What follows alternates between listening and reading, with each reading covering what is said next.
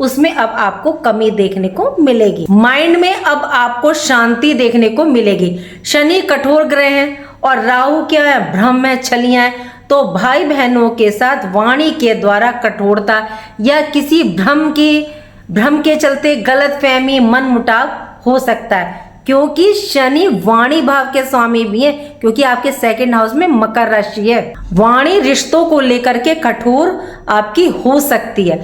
Third house पराक्रम का, मेहनत का, तो यहाँ शनि अच्छा रिजल्ट प्रदान करेंगे। राहु थर्ड हाउस में, वो भी अपनी शनि की राशि में उच्च के माने जाते हैं और इस टाइम एनर्जी, कम्युनिकेशन स्किल, आपकी क्षमता काफी अच्छी रहेगी। राहु ऊपर से देखिए अब ये घनिष्ठा नक्षत्र में प्रवेश कर रहे हैं 30 जून से। जब तक वीडियो आएगी ये कर चुके होंगे। आपके अंदर इतनी पावर, वाणी की क्षमता आपकी इस टाइम बढ़ जाएगी। सामने वाले पर आपकी वाणी का प्रभाव अब देखने को मिलेगा। लोग ना इस टाइम आपको बहुत ध्यान से सुनेंगे। राहु छलियां हैं, भ्रम है, तो ये झूठ को भी ना सच साबित कर सकते हैं। वाणी में इस टाइम आपके ना काफी प्रभाव देखने को मिलेगा। पराक्रम में वृद्धि देखने को मिलेगी। शनि का वक्री होना आपके लिए देखिए काफी पॉजिटिव रिजल्ट लेकर के आएगा धनु राशि वालों। बात करें आपके सेकंड हाउस की, सेकंड हाउस में मकर राशि है और इसके स्वामी शनिदेव है और ये भाव धन, कुल, कुटुंब, परिवार का। शनि घर परिवार रिलेटेड बेस्ट रिजल्ट अब आपको प्रदान करेंगे। ये आपको सेविंग में, संचय में स्टेबिलिटी के साथ साथ बढ़ोतरी भी देंगे। गुरु इस टाइम उच्च की हैं और आपके 8th हाउस में है, तो 8th हाउस से गुरु की दृष्टि आपके वाणी भाव पर, तो ये यहाँ आपकी वाणी को ना कंट्रोल करेंगे, संभालेंगे। धन, परिवार में जो प्रॉब्लम परेशानी चल रही थी ये उसको दूर करेंगे। थर्ड हाउस में देखिए राहु देव विराजमान है और राहु, जैसे मैंने अभी बताया कि ये छलिया ग्रह है। ये कब आपको अर्श से फर्श और फर्श से अर्श तक पहुंचा दें, इनका कुछ नहीं कह सकते। इनको भी देवगुरु बृहस्पति की तरह 3 दृष्टियां प्राप्त है, क्योंकि इन्होंने भी अमृतपान कर लिया था। इनकी दृष्टि आपके 7th हाउस सप्तम भाव पर, 9th हाउस भाग्य भाव पर और इनकम भाव 11th हाउस पर रहेगी। 7th हाउस आपकी मैरिड लाइफ का है। संदेह की स्थिति ये उत्पन्न कर सकते हैं या आप दोनों के बीच में ऐसी कोई शंका पैदा कर दें, वाद विवाद करवा दें, लेकिन यहाँ रिश्ते ही आपके बिगाड़ेंगे नहीं। बहुत चालू है राहु देव, क्योंकि ये इनके मित्र का घर है। बुध इनके मित्र माने जाते हैं और इस टाइम शनि देव बुध के नक्षत्र में है और राहु देव कहाँ है, अपने मित्र के घर में। तो देखिए कनेक्शन बन रहा है। ज्योतिष में एस्ट्रोलॉजी को यदि जोड़ा जाए तो बहुत सिंपल है। तो यहाँ राहु देव आपके रिश्ते नहीं बिगाड़ रहे, थोड़ा सा भ्रम सा ये स्थिति पैदा कर सकते हैं। दूसरी सप्तम दृष्टि आपके 9th हाउस पर, यहाँ शुक्र देव विराजमान है जो कि इनके मित्र हैं। हालांकि सिंह राशि है, इनकी इनसे मित्रता नहीं मानी जाती। और इस टाइम केतु भी देखिए अपने नक्षत्र मघा में है, जो कि पितृ कृपा का नक्षत्र है। तो यहाँ राहु आपके भाग्य में बढ़ोतरी कर रहे हैं और पितृ कृपा से आपको इस दौरान आप देखिएगा, क्योंकि ये भाव धर्म, अध्ययन, पूजा पाठ का है, तो इस टाइम आपको आपके ऊपर पितृ कृपा भी देखने को मिलेगी।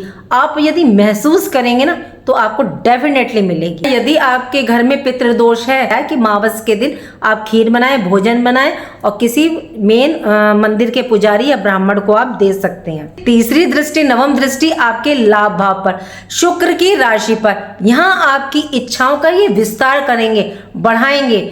स्वयं मेहनत के भाव में तो आपसे मेहनत करवाएंगे कि इन इच्छाओं की पूर्ति के लिए मेहनत करो। राहु थर्ड हाउस में बैठकर आपकी मेहनत, एफर्ट्स का रिजल्ट यहाँ पूरा प्रदान करेंगे। बात करते हैं आपके 4th हाउस की। 4th हाउस में मीन राशि है और देखिए यहाँ शनिदेव विराजमान है और शनि पर गुरु की दृष्टि है और गुरु इस टाइम पुष्य नक्षत्र में है, जो कि पोषण का, और गुरु की दृष्टि में अमृत होता है, तो अमृत दृष्टि भी है। तो 4th हाउस संबंधित जितने भी कारक तत्व हैं तो उनके अच्छे रिजल्ट अब आपको प्राप्त होंगे। शनि का 4th हाउस से पहली दृष्टि आपके 6th हाउस पर, तो तीसरी दृष्टि देखिए इनकी बड़ी खतरनाक मानी जाती है, लेकिन 6th हाउस पर है और 6th हाउस संबंधी जो रोग, ऋण, शत्रु हैं उन सब की ये समाप्ति करेगी। और ये दृष्टि वक्र दृष्टि बोली जाती है। वर्क प्लेस पर जो भी आपके गुप्त शत्रु थे या जो आपके साथ पॉलिटिक्स कर रहे थे उनको ये समाप्त करेंगे।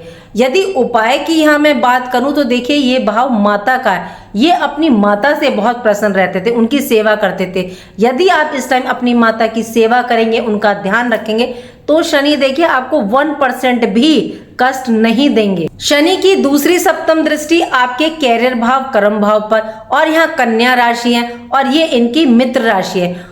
ऊपर से शनिदेव बुध के नक्षत्र में ही है और 10th हाउस पर इनकी दृष्टि है। तो कैरियर में जो देरी आपको देखने को मिल रही थी उससे संबंधित रिजल्ट में कैसे आपको रिजल्ट मिलेगा मैं समझाती हूँ।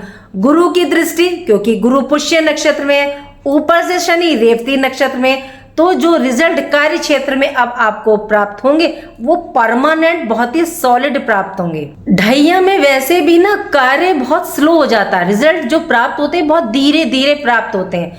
मेहनत हार्डवर्क करते हैं लेकिन रिजल्ट जो है मन मुताबिक नहीं मिलते, लेकिन अब आपको रिजल्ट मन मुताबिक मिलेंगे। बात करें आपके 5th हाउस पंचम भाव की। 5th हाउस में मेष राशि है और इसके स्वामी मंगल को देखिए 2 राशियां प्राप्त हैं, मेष राशि और वृश्चिक राशि, और इस टाइम मंगल देव आपके 6th हाउस में गोचर कर रहे हैं।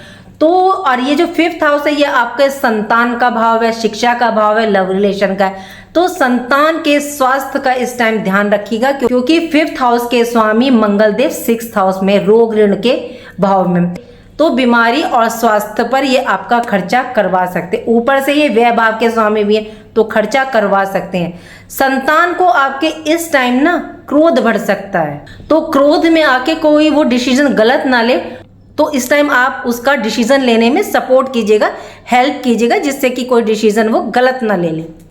शिक्षा की दृष्टि से स्टूडेंट्स के लिए काफ़ी अच्छा समय, उत्तम समय।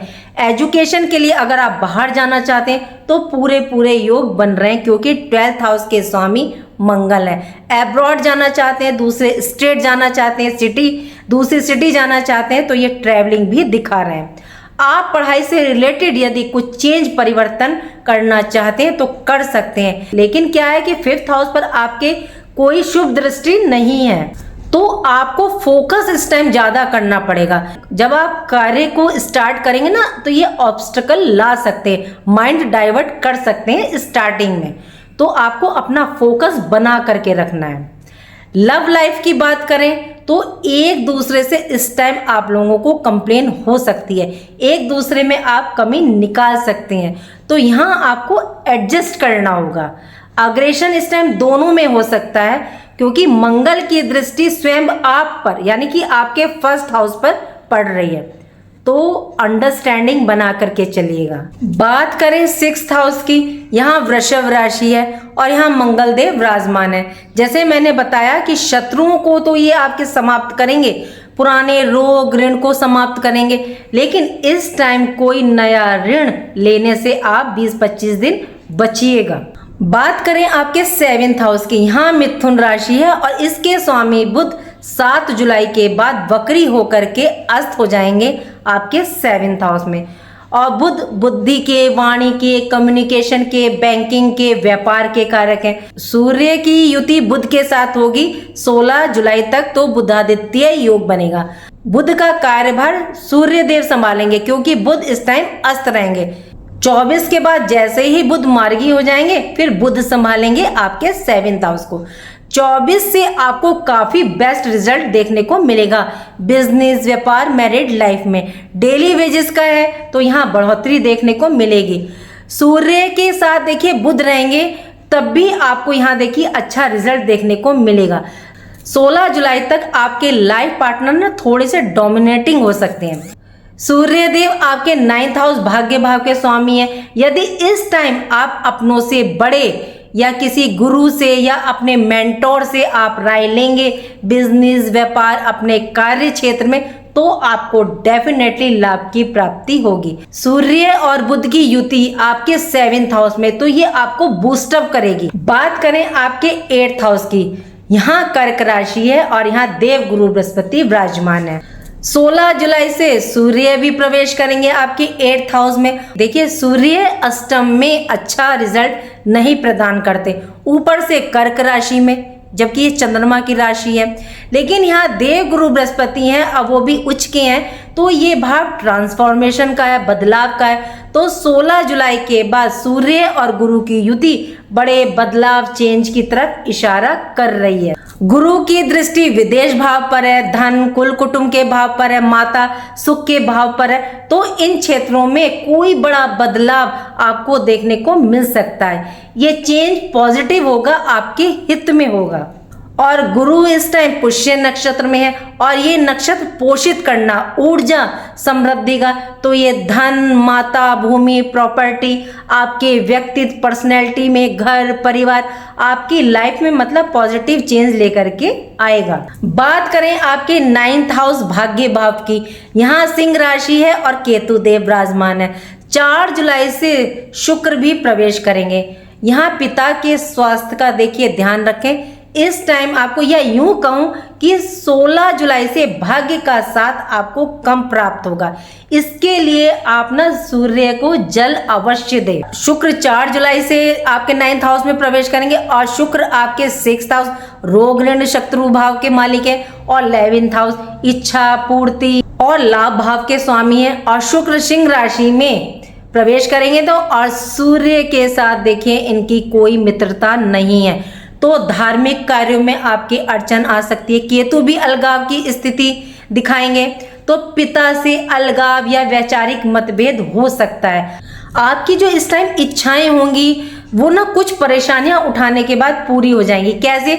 यदि आप कुछ समय उसके पीछे पड़े रहें कि नहीं मुझे ये कार्य करना है, ये प्राप्त करना है, तो फिर आप प्राप्त कर लेंगे, क्योंकि और प्लेनेट आपको सपोर्ट कर रहे हैं। 16 जुलाई से पहले काफी अच्छा है आपका भाग्य है। जो भी करना है 16 जुलाई से पहले कर लें। कोई इन्वेस्टमेंट करनी है, कोई सेल परचेज करनी है तो कर लें। शुक्र की सीधी दृष्टि राहु पर, और शुक्र और राहु में मित्रता है, तो आपकी वाणी भाव इस टाइम बेहतरीन रहने वाला है। लेकिन भाई बहनों के साथ संबंध थोड़े से आपके बिगड़ सकते हैं, तो यहाँ ध्यान रखिएगा। धनु राशि वालों, रिश्तों को लेकर के धैर्य, पेशेंस रखिएगा। बात करें आपके 10th हाउस कैरियर भाव की, कर्म भाव के स्वामी बुध हैं, और बुध की स्थिति जैसे मैंने अभी पीछे बताया 7th हाउस में काफी स्ट्रांग है। और बुध देखिए दशम से दशम में रहेंगे, भाग्य भाव के स्वामी के साथ रहेंगे, तो जॉब के लिए, बिजनेस के लिए ये स्थिति, ये समय, पॉसिबिलिटी बहुत अच्छी है। बुध व्यापार के कारक है, तो 7 जुलाई के बाद बिजनेस आपका अपलिफ्ट करेगा, बूस्टअप करेगा। लेकिन वर्क प्लेस पर थोड़ा सा ना आपको पेशेंस रखना पड़ेगा। आप जल्दी ना इम्पेशेंस हो जाते हो, यहाँ ध्यान रखिएगा, क्योंकि आपकी ना प्रत्यंचा हमेशा चढ़ी रहती है। बात करें 11th हाउस लाभ भाव की, तो ये देखिए वैसे मैंने आपको बता दिया, इसके स्वामी शुक्र केतु के साथ है। लाभ, इच्छा पूर्ति की प्राप्ति तो होगी, लेकिन थोड़ी मेहनत आपको ज्यादा करनी पड़ेगी। बात करें आपके 12th हाउस की, यहाँ वृश्चिक राशि है, इसके स्वामी मंगल आपके 6th हाउस में शत्रुहंता योग बना रहे हैं। कोई लीगल मैटर था तो आप पर समाप्त होगा या उसके रास्ते निर्मित होंगे। वह तो देखिए ये आपका करवा रहे हैं, लेकिन ये अच्छी जगह करवा रहे हैं, काम की जगह करवा रहे हैं। कैसे? एक तो ये पंचम भाव के स्वामी है, तो शिक्षा की दृष्टि से आपका खर्च हो सकता है, शिक्षा की दृष्टि से आप ट्रैवल कर सकती हैं। दूसरा, प्रॉपर्टी में आप इन्वेस्ट कर सकते हैं। ये भाव धर्म का, चैरिटी का, तो धार्मिक यात्रा पर इस टाइम आप जा सकते हैं। मंगल 12th हाउस के स्वामी है, तो यदि कहीं भी देखिए कैंप लग रहा है या किसी को मेडिसिन की आवश्यकता है तो उसको दान कर दें, या आप इस टाइम दे दें। थोड़ा सा ना वाणी से वाद विवाद करने से बचें, या कोई पंगा आपका हो जाए वाणी के द्वारा तो संभल करके रहिएगा। वाणी तो आपको पूरे जुलाई के महीने में संभालनी है। अड़ोसी पड़ोसी, वर्क प्लेस पर, घर परिवार में थोड़ा सा संयम बरतिएगा। ये थी मेरी प्रेडिक्शन जुलाई के महीने की। उम्मीद करती हूँ कि जो जानकारी मैंने आपको दी वो आपको पसंद आई होगी। पसंद आई तो लाइक कीजिएगा, कमेंट बॉक्स में हर हर महादेव लिखिए, और मेरे चैनल ग्रहों की माया को सब्सक्राइब कीजिए। यदि आप चैनल पर नए हैं तो प्लीज चैनल को लाइक करें, सब्सक्राइब करें, और कमेंट बॉक्स में हर हर महादेव लिखें। राधे राधे, जय माँ बाबा।